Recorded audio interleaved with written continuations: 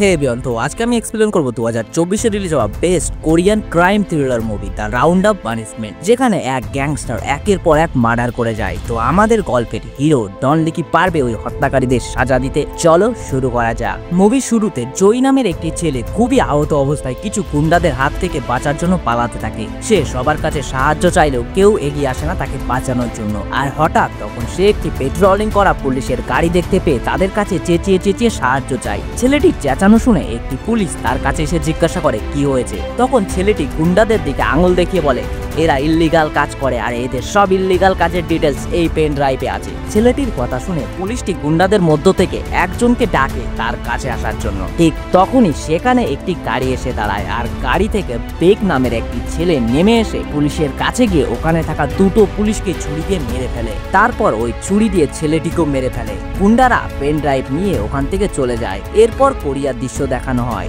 যেখানে কিছু ছেলেরা দেওয়ালের ফাঁকের মধ্যে ড্রাগসের প্যাকেট লুকাচ্ছিল। ঠিক তখনই ওখানে কিছু আন্ডার কভার এজেন্ট এসে একটি ছেলেকে ধরে ফেলে। আরেকটি ছেলে বাইক নিয়ে পালাতে যায়। বাইকের পিকআপ মোড়ালেও বাইক আর এগিয়ে যেতে পারে না, কারণ মুভির হিরো সব গ্যাংস্টারদের বাপ ডন লি বাইকটা পেছন থেকে ধরেছিল। ডন লি হাসতে হাসতে ছেলেটিকে বলে আর কত চেষ্টা করবি বোকাচোদা, এবার বাইকটা বন্ধ কর। তারপর ছেলে দুটোর কাছ থেকে ড্রাগ ডিলিং এর আসল আস্তানার খোঁজ নিয়ে সেখানে চলে যায়। ডন লি আর বাকি এজেন্টরা ড্রাগ ডিলিং এর আসল আস্তানায় হামলা করে দেয়, কিন্তু তারা দেখে যে যেখানে ড্রাগ তৈরি হচ্ছে তার আগে একটা লোহার গেট দিয়ে আটকানো। ডন লি আর বাকি এজেন্টের দেখে ড্রাগ প্রস্তুতকারীরা বানানো সব ড্রাগস আর যাবতীয় তথ্য নষ্ট করতে থাকে। আর ডন লি সেই লোহার গেটটা খোলার জন্য হাত দিয়ে নাড়াতে থাকে। তারপর পুরো শক্তি দিয়ে ওই লোহার গেটটা খুলে ফেলে আর ওই ড্রাগ প্রস্তুতকারীদের মারতে থাকে। এরপর একজন এজেন্ট ডন লিকে জানায় এখানে তৈরি করা সব ড্রাগস অনলাইনে একটি অ্যাপের মাধ্যমে সেল করা হয়। ডন লি তার এক এজেন্টকে ওই অ্যাপ কোথা থেকে অপারেট হচ্ছে তার লোকেশন ট্রেস করার কথা বলে।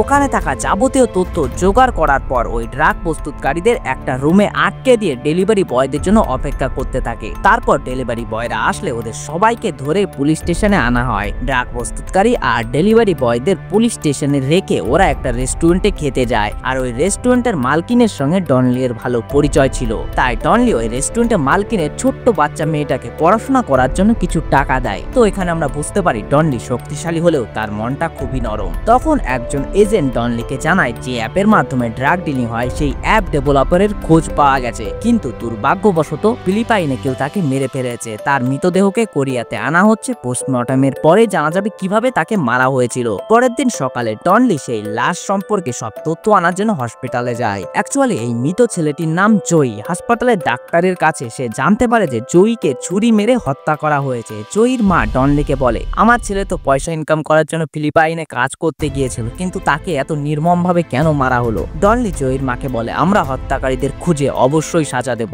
তারপর কোরিয়াতে ডং নামের এক বিজনেসম্যানকে দেখানো হয় যে একটা বিজনেসের ব্যাপারে কথা বলছিল। অ্যাকচুয়ালি এই হলো সেই বিজনেসম্যান যে বেশি টাকার জন্য সমস্ত ইল্লিগাল কাজ করায় অন্যদের দিয়ে। ফিলিপাইনে বেক নামের যে গ্যাংস্টার জয়ীকে মেরেছিল সেও এর আন্ডারে কাজ করে। এরপর ফিলিপাইনে একটি ক্যাসিনো দেখানো হয় যেখানে গ্যাংস্টার বেকের চামচেরা কিছু ডেভেলপারদের জোর করিয়ে কাজ করাচ্ছিল। বেকের চামচেরা ডেভেলপারদের বলে সবাই মন দিয়ে কাজ কর, আর কেউ যদি পালানোর চেষ্টা করিস তাহলে তাকেও জয়ীর মতো মরতে হবে। তারপর বেকের সেই চামচেটা অন্য ক্যাসিনোগুলোর লোকেশনের লিস্ট নিয়ে বেকের কাছে চলে যায়। তখন বেক তার চামচিকে বলে আমি সালা ডং এর জন্য এত কাজ করছি, ও আমাকে একদমই কম পার্সেন্টেজ দিচ্ছে। চামচেটা বলে হ্যাঁ, ডং যত পার্সেন্টেজ দেবে বলেছিল তার থেকে অনেক কম দিচ্ছে। এরপর বেক তার চামচেদের নিয়ে অন্য ক্যাসিনোগুলোতে হামলা করতে যায়। অ্যাকচুয়ালি বেক চায় যে তার ক্যাসিনো ছাড়া এই দেশে অন্য কোনো ক্যাসিনো যেন না থাকে। বেক ক্যাসিনোতে পৌঁছে ওখানে থাকা সবাইকে মারতে থাকে। ওদের মেরে ফেলার পর ওই ক্যাসিনোর সব ডেটা নিয়ে তার আন্ডারে কাজ করা ডেভেলপারদের দেয়। ডেটা নিয়ে ডেভেলপাররা ওই ক্যাসিনোর ইউজারদের বেকের ক্যাসিনোতে রেজিস্টার করিয়ে দেয়। তারপর বেক ডংকে কল করে বলে আজকে আমি প্রচুর নতুন কাস্টমার ক্যাসিনোতে অ্যাড করেছি, আর এরপরেও তুই যদি আমাকে কম পার্সেন্টেজ দিস তাহলে তোর কপালে অনেক দুঃখ আছে। ডং বলে চুপ সালা, আর কল কেটে দেয়। কোরিয়াতে পুলিশ ইনভেস্টিগেট করতে করতে বেকের ক্যাসিনোর লোকেশন খুঁজে বের করে ফেলে। বেকের ক্যাসিনোর পুরো ডিটেল জানার জন্য ডন ডনলি স্যাং নামে তার এক বন্ধুকে ডাকে, যে আগে লিগাল ভাবে ক্যাসিনো চালাতো। স্যাং বলে, কোনো এক গ্যাংস্টার এসে আমার ক্যাসিনোর পুরো গাড় মেরে দিয়ে চলে গেছে, আমি কোনো মতে আমার জীবন বাঁচিয়ে পালিয়ে এসেছি, আর তোমরা যদি ওই ক্যাসিনোর মালিককে খুঁজে বের করতে চাও তাহলে ওই ক্যাসিনোতে গিয়ে ইনভেস্টিগেট করতে হবে। এই কথা শুনে ডনলি স্যাংকে নিয়ে ক্যাসিনোতে চলে যায়, কিন্তু সে ভেতরে না গিয়ে স্যাংকে ব্লুটুথ দিয়ে ওকে বড়লোক সাজিয়ে ভেতরে পাঠিয়ে দেয়। স্যাং ভেতরে ঢুকে বড়লোকে চাল দেখা থেকে ধরা পড়ে যায় যে পুলিশের লোকেরা তাকে পাঠিয়েছে সেখানে। ওখানে থাকা এজেন্টরা পালানোর চেষ্টা করে, কিন্তু ডন বাইরে রেডি ছিল ওদের ধরার জন্য। তারপর ওদের ধরে হ্যান্ডকাপ পরিয়ে জিজ্ঞাসা করে, বল সালা তোদের মালিককে, কিন্তু সে কোনো উত্তর দেয় না। ডনলি তখন স্যাংকে দেখিয়ে বলে, তুই যদি উত্তর না দিস তাহলে তোর পেছনে ও গুলি ভরে দেবে। তখন সে ভয়ে বলে যে আমি যার হয়ে কাজ করি সে জানে এই ক্যাসিনোর আসল মালিককে, আমি তো সামান্য কর্মচারী। ডনলি সব ইনফরমেশন নিয়ে সেই লোকটিকে ধরার জন্য এয়ারপোর্টে চলে যায়। ঠিক সেই সময় গ্যাংস্টার বেগ ডনলি এর সামনে দিয়ে চলে যায়, কিন্তু সে চিনতে পারে না, কারণ ডনলি অন্য কাউকে ধরতে এসেছে। এরপর সে যাকে ধরতে এসেছিল তাকে ধরে ফেলে। অ্যাকচুয়ালি এই লোকটি ডংয়ের সব ব্ল্যাক মানিকে হোয়াইট করার কাজ করে। তাকে পুলিশ স্টেশনে এনে জিজ্ঞাসাবাদ করেও সে কোনো উত্তর দেয় না, খালি বলে যে আমি আমার লয়ারের সঙ্গে কথা বলতে চাই। এদিকে বেগ ডং এর কাছে চলে আসে তার পার্সেন্টেজ নিতে। ডং তখন চালাকি করে বেগকে বলে যে দেখো, আমি নতুন বিজনেস খুলছি, এখন থেকে আমি ওটাই করব, ক্যাসিনোর পুরো বিজনেসটাই তুমি নিয়ে নাও, আর এই সামান্য পার্সেন্টেজ নিয়ে ঝামেলা না করাই ভালো। ডং এর নতুন বিজনেস শুরু করার জন্য একজন বড় সরকারি অফিসারের সাইন লাগবে, আর সেই সাইন আনার জন্য ডং বেগ আর তার ম্যানেজারকে সেই অফিসারের কাছে পাঠায়। ম্যানেজার অনেক রিকোয়েস্ট করে সাইন করে দেওয়ার জন্য, কিন্তু সেই অফিসার কোনো মতে রাজি হয় না। তখন বেগ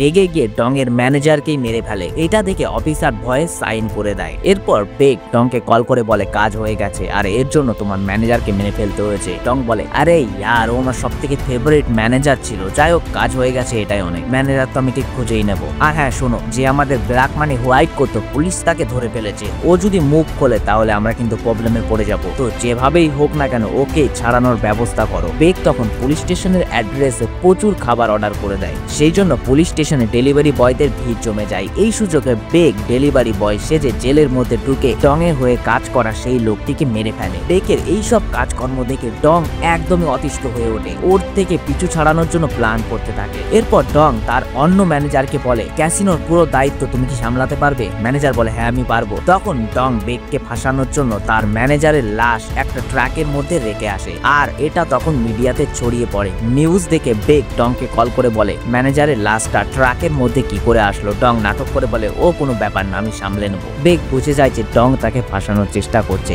এরপর ওই লাশটি পোস্টমর্টেম করার পর জানা যায় যে ফিলিপাইনে জয়ীকে যে মেরেছিল সেই লোকটি একে মেরেছে। লাশটি যেহেতু ডং এর ম্যানেজার ছিল সেই জন্য ডনলি ইনভেস্টিগেট করার জন্য ডং এর অফিসে যেতে থাকে। ডনলি যে লিফটে করে ডং এর অফিসে যাচ্ছিল সেই সেম লিফটে গ্যাংস্টার বেকও ছিল, কারণ বেকও ডং এর সঙ্গে দেখা করতে যাচ্ছিল। কিন্তু বেক ডনলিকে দেখে বুঝে যায় যে পুলিশের লোক, তাই সে ডং এর অফিসে না গিয়ে আগের ফ্লোরে নেমে পড়ে। বেককে দেখে ডনলিও বুঝে যায় যে এই নিশ্চয়ই কোনো গ্যাংস্টার যে হয়তো এই মার্ডারগুলোর সঙ্গে জড়িত আছে, তাই সে বেকের পিছু করতে থাকে। বেকও বুঝে যায় যে তাদেরকে ফলো করা হচ্ছে, তাই ওরা ডনলি ও বাকি অফিসারদের উপর হামলা করে দেয়। ওদের মধ্যে মারপিট শুরু হয়ে যায়। ডনলি তো বেকের চামচিদের এক ঘুষিতে অজ্ঞান করে দেয়, তাই বেক নিজেকে বাঁচানোর জন্য হোটেল রুমের একটি মেয়ের গলায় ছুরি ধরে। সেই মেয়েটির গলায় ছুরির কোপ বসিয়ে দিয়ে সেখান থেকে পালিয়ে যায়। ডনলি বাকি চামচিদের ধরে পুলিশ স্টেশনে নিয়ে আসে। এই চামচিদের কাছ থেকে ডনলি জানতে পারে যে বেক আগে আর্মিতে ছিল, কিন্তু সে নিজের দুজন সৈন্যদের মেরে ফেলেছিল, তাই তাকে আর্মি থেকে বের করে দেওয়া হয়। তারপর থেকে বেক ক্যাসিনোর বিজনেস জয়েন করে। ডনলি বুঝে যায় যে